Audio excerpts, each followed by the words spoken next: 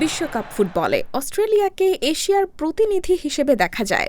অনেকের কাছেই বিষয়টি বিস্ময়কর, কারণ ভৌগোলিকভাবে দেশটি এশিয়ার অংশ নয়। তবে আন্তর্জাতিক ফুটবলে মহাদেশ নির্ধারণ হয় ভৌগোলিক অবস্থানের চেয়ে বেশি ফুটবল কনফেডারেশনের সদস্য পদের ভিত্তিতে। আর সেই কারণেই বিশ্বকাপে অস্ট্রেলিয়া বর্তমানে এশিয়ার দেশ হিসেবে গণ্য হয়।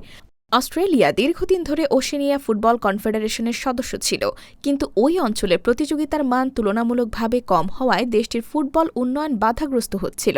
বিশ্বকাপে খেলার জন্য ওশেনিয়ার চ্যাম্পিয়ন দলকে সরাসরি সুযোগ না দিলে অন্য মহাদেশ দলের বিপক্ষে প্লে অফ খেলতে হতো। ফলে শক্তিশালী দল হওয়া সত্ত্বেও অস্ট্রেলিয়া একাধিকবার বিশ্বকাপে ওঠার সুযোগ হারায়। এই পরিস্থিতিতে ২০০৬ সালে অস্ট্রেলিয়া এশিয়ান ফুটবল কনফেডারেশনে যোগ দেয়।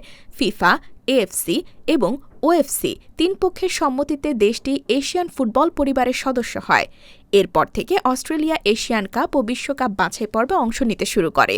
২০১৫ সালে নিজেদের মাটিতে অনুষ্ঠিত এশিয়ান কাপ জিতে অস্ট্রেলিয়া ইতিহাস গড়ে।